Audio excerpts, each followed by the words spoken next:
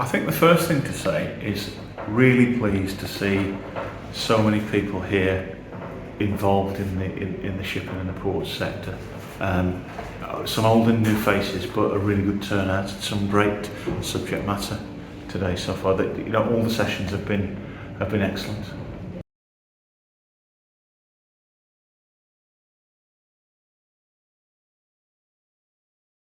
I think the debate that we've just been talking about, the intermodality and the resilience, was particular interest for us, both as a port and personally.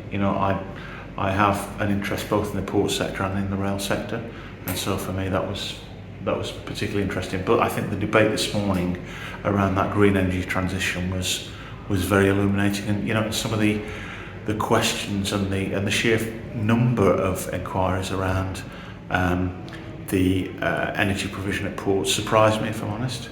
Compared to where we were 5 years ago, that wasn't on the agenda 5 years. It's clearly front and centre for a lot of people now.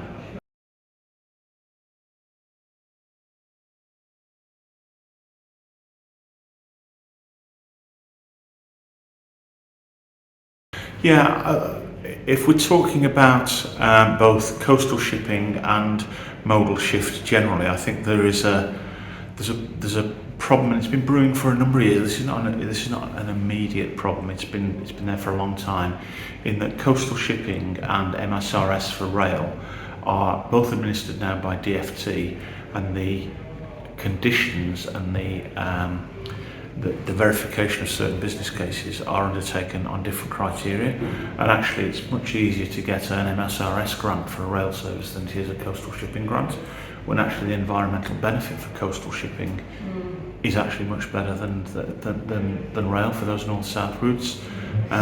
So that needs to be looked at. That's been flagged to DFT, but of course a lot of the changes that are coming around in central government and those the departments that I alluded to around DFT, GBRTT, Network Rail, have meant there's been some delay in sort of getting action there. To be fair to DFT, they're getting their act together on that now and starting to look at that.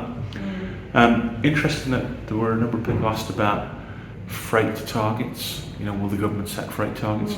That's actually an English problem.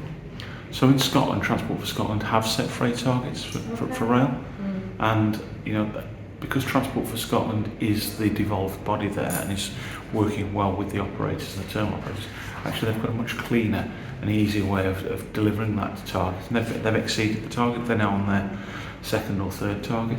So England could learn a bit from that, perhaps. Yeah, and to be fair to Alex Hine in Scotland, who's Transport for, who is the ScotRail CEO, he's said that, and Bill Reeves, who's the Deputy Minister, has also talked to his colleagues in DFT about that. So we're well connected in Scotland because of our rail services there, and it's an interesting compare and contrast when you look at what happens there versus what happens in the UK. Yeah. And I'm there specifically talking about rail. Coastal shipping, as you know, from a long time ago, we were one of the few ports to get a coastal shipping grant for that first service from Felixstowe to Tees. That became time expired. We can't apply for another grant for that because of the old historic rules. So if we were to try to create another node, say from Tees Port to Bilbao, I don't think we'd be allowed to apply because we've already had a grant. Those are the rules, but that doesn't seem fair.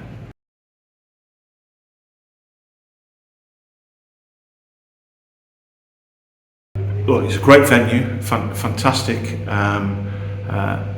set of speakers, and I think it's now Coastlink is now becoming one of the go-to events in the shipping and ports calendar. It's gone on from where it was 3-4 years ago. People are really now looking forward to what Coastlink is delivering.